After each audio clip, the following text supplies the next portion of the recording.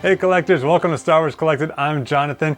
It feels like it's been forever since I've done like a little unboxing review video with you guys. We had some celebration things going on. We had my full gallery walk around video, which if you watched all of that, you know there's some really big things happening with my collection right now. And if you haven't, make sure you check it out. It's my biggest video of the year. But we're gonna go backwards in time just a little bit here. We're gonna go all the way back to Star Wars Celebration Anaheim 2022. I'm gonna show you every single thing that I picked up while there. Star Wars Celebration, of course, is an amazing experience. Now, as a collector, I don't necessarily always find it like the best place for me to pick up new items, but I do enjoy going to the Celebration store and picking up little things here and there, but it's really not the best place to, make that big investment into a sideshow piece or Gentle Giant piece or Hot Toys piece, because there's a really good chance that you can get it for a little bit less online. But what an amazing experience, what an amazing atmosphere. So I kind of broke this down into maybe 4 different sections or something like that. We're gonna talk about the soft items that I picked up first. So right off the bat here we have Chrysanthemum here, or Black K, or whatever they're calling him at this moment. I really enjoyed this character in the Book of Boba Fett. I've got a thing for Wookiees, being a tall person myself, and as much as I want Hot Toys to build one, they haven't done that yet. So for right now, this is my Black K. They call it a Chrysanthemum plush here, and he's my guy right now. So I've got a couple of different plushes here and there. I don't cuddle up with them at night, although it is very tempting. But until I get a hot toy of this guy, this is my representation of this character in my collection. Moving along here, we have this guy right here. This, I think, is just a really smart, clever idea. That's one thing I like about the Celebration store, is that often they will kind of do things that I think are a little clever. This is the Camtono cooler bag. I actually haven't even opened this yet. Just saw pictures of it online. So this, of course, is meant to be modeled after Wilra Hood's ice cream maker, basically in The Empire Strikes Back, and it has since been used in The Mandalorian as sort of a safe type thing. So it's just a little cooler bag. It's got the reflective material here on the inside. On the top here it says Star Wars Celebration Anaheim 2022. It's got a couple little keypad things and stuff like that here, but it's got a handle on top and a little handle as well next to it that goes all the way around. I don't really use coolers all that often. I think I have one to my collection, but maybe that's why I needed another one. And I love the fact that, it really is a good size for a cooler, and the fact that the original prop was an ice cream maker. It's just brilliant that they made a little cooler bag out of this. So, it's just tongue-in-cheek. I'll probably use it a handful of times. Actually, I think I actually probably will use this opposed to just sitting in my collection, which is kind of nice, when you can actually add a little bit of Star Wars to your everyday life. And this is the only t-shirt that I picked up, with the exception of, I guess, my Star Wars Celebration 2022 Anaheim, t-shirt with the logo on the front. That I had pre-ordered, so I wore that while I was there. I think this is a pretty popular one. It is the Max Rebo and Droopy McCool reunion tour live in Anaheim 2022. I love Max Rebo. I think he's a super fun character. I love the history of the fact that he's not supposed to have arms, and then the action figure gave him arms, and that's what Phil Tippett had in mind.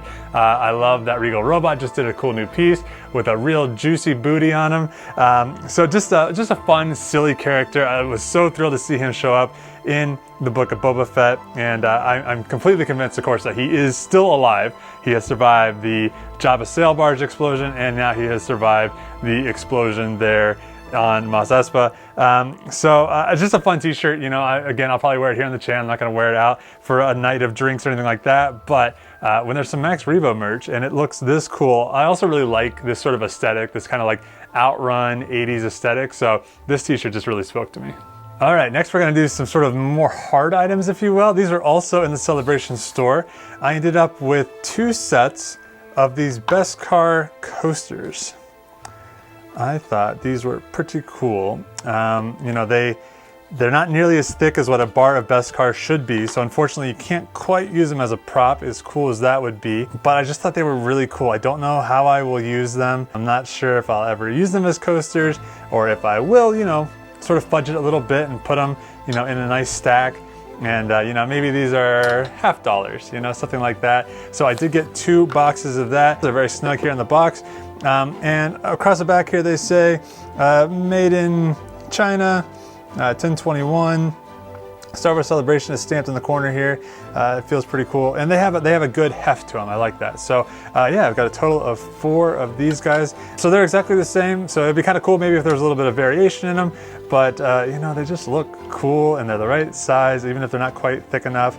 So I just thought they were really cool, and you know, who knows how I will end up using those here at a future date. All right, and this was I think one of the items that people kind of got the biggest kick out of. This is Dex's Diner light up sign. You know, a lot of people were calling it a neon sign. I'm not really sure if it's technically neon in there or not, but I have yet to open it up. I've yet to plug it in, so we're gonna do that right now together here. These seem to sell out, I think, pretty quickly. It's just one of those like random items, you know, it's just like, it's so silly, honestly, that something like this exists, but that's okay. That is okay with me. So it looks like it's USB powered, which I do have a USB plug over here. However, it'll mean I have to unplug a light real quick to use it, but that's okay. Pretty cool, I have to admit. This makes me wish that I had a like Dexter Jetster figure or something like that to put this with. So who knows where this will end up being. This might end up on a wall, this might end up in a display case. But just, it's one of those things that's just so random and so weird that you just had to have it, Okay, collectors, you know what I really like in my collection is in-universe stuff. Things like one-to-one scale props, things of that nature. So I knew I had to have this EFX pen. This is the Grand Inquisitor's pen. Now, of course, Kenobi had sort of just come out or came out while we were at Celebration.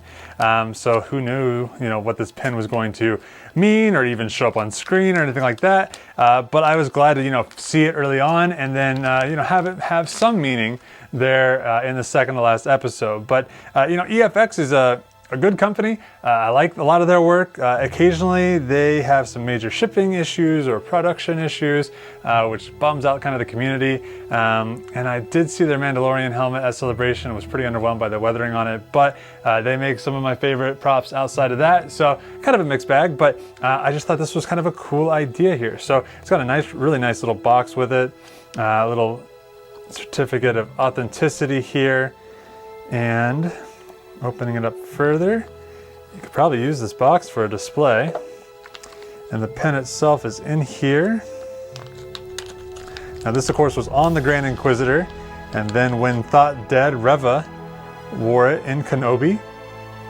And then, spoiler alert, Reva had it taken off of her when the Grand Inquisitor reappeared. So pretty cool, I like it. You know, it wasn't an inexpensive item, but you know, it was a Celebration exclusive. There's only a certain amount of these out there.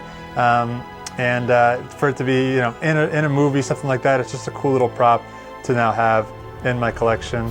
So yeah, nice little box for it there.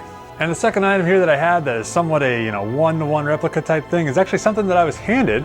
I was outside the convention center at Star Wars Celebration, and Gabe from Star Wars Replicas just happened to be walking by. We recognized one another. We'd never met before, but we recognized one another, and he was kind enough just to hand this to me. I believe I know what it is, but I don't know this for sure. So we're gonna open it up here.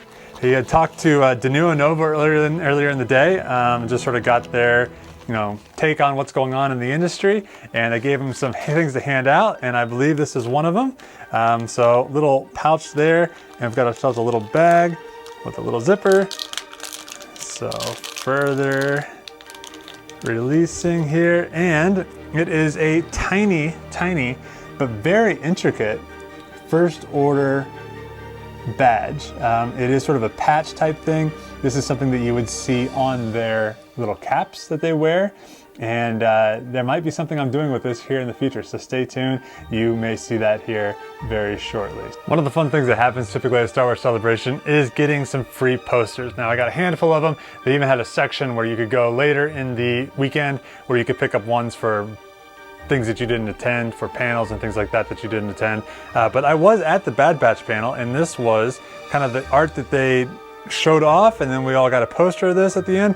I really like it. It reminds me of something like the African Queen type poster. You know, a lot of times the posters that you get are, you know, cool in the moment, but you get home and you're like, I don't really know what I'm gonna do with this thing. But I did go ahead and get a frame for this guy. So this will be getting framed up here very shortly. And it would have been perfect to get D. Bradley Baker's signature on. I did get his signature in 2019, so I wasn't really in that mind space at the time, but it would have been a cool one because basically, you know, one signature. I guess you can also get Shell Ang, you can get her signature on it as well, and you have kind of a perfect pairing. But the Bad Batch Season 2 looks really exciting, and I can't wait for it to happen.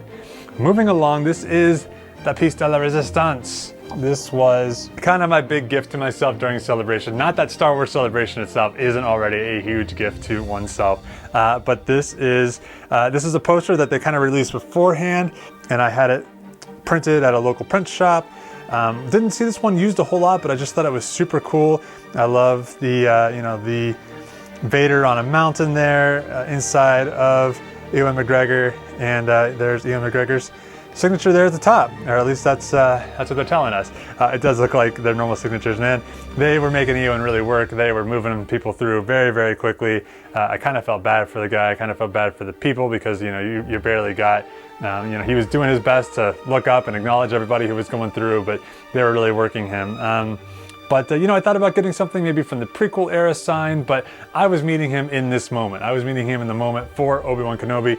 He'd never been at Star Wars Celebration before, so it only felt appropriate, even though I hadn't really seen the series at that point, just the one episode in, to have him sign this. And of course, this is something that I got a frame for as well. So very excited to get this on a wall somewhere. Last but certainly not least are these 5 note cards in front of me. Now, if you follow Star Wars Collected on Instagram and you were following me live during Star Wars Celebration, this isn't going to be new news to you, but I know a lot of you still don't follow me there. So these are the signatures of 5 ILM artists, Lucasfilm artists, who have shaped Star Wars, especially over the last, you know, decade or so. You know, I'm not great with reading the signatures, but you have seen all of these guys' work here before. You know, when you go through the art of books, which are absolutely one of my favorite parts about a new movie coming out, you're going to see these guys' art throughout. Some of their most fantastic pieces are from these people. The person who created BB-8, the person who created the, you know, cracked Baby Yoda's design. That's represented here. But the top one here is Doug Chiang. And Doug Chiang means a lot to me. I went to film school, and then I was sort of in my mind going to be a video editor. And, you know, you just don't make a lot of money doing those things. And it wasn't going to be a path that was going to afford me a lot of things that I wanted to do in life. And I remember watching the, you know, the behind the scene documentary stuff from the prequels and seeing Doug Chiang and thinking like, oh, what a cool job. You know, what a cool job that must be to, you know, kind of get to just design and create in a world and things like that. And I think at the time he was listed as an art director or something like that. I know now he's you know, a creative director or VP of design or something like that. But it kind of got me thinking like, okay, well, what's that? And I just basically worked out that everything I had studied in school could put me on that path too. So I ended up becoming an art director, and now I'm a creative director, and it's you know, it's ended up being able to afford me an amazing collection. And you know, it's not all for Doug Chiang, but you know, he was kind of the first one that was on my radar. That was a person, and that was a job that somebody could have. So getting to meet Doug Chiang, get my photo taken with Doug Chiang, exchange a couple words, and get some signatures was really cool. It was really like a life-defining moment. You might remember if you watched my Everything You Need to Know type video for Celebration, I recommended picking up some note cards and having a Sharpie on you, because you never know who you're going to meet. This ended up working out because I went to the very intimate 150 people max Q&A type thing with ILM artists, and they know that some of us are real nerds for the designers, and that we'd want to have some time afterwards to go up and meet with them, and that's exactly what happened. So luckily I had these on hand, and I had 100 of them. I didn't need 100 of them, so I was passing them out left and right to everybody that was around me who you know, were unaware that they were going to have the opportunity to not only meet these people, but then also get their signatures. So you know, this to me is what Celebration's about. You know, the merchandise and all that stuff's really cool, but these are, you know, once in a lifetime type situations that Star Wars Celebration can give to you. So meeting Doug Chiang was just everything I could hope for. there we have it, collectors. That's everything that I picked up at Star Wars Celebration Anaheim 2022.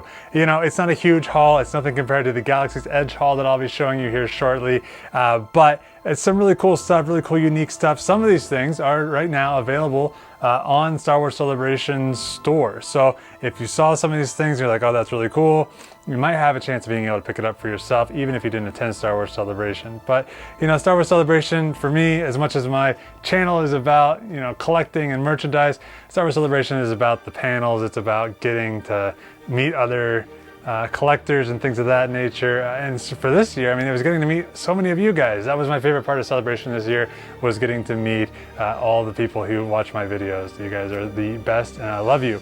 If you enjoyed this video, please give me a like. If you like videos like this, please subscribe. We have new videos here all the time. Guys, I can't even tell you, there are probably 30 boxes that I need to unbox with some of the best things I've ever had in my collection coming up here on the channel. So if you haven't subscribed, make sure you do. Some really cool stuff coming. See ya.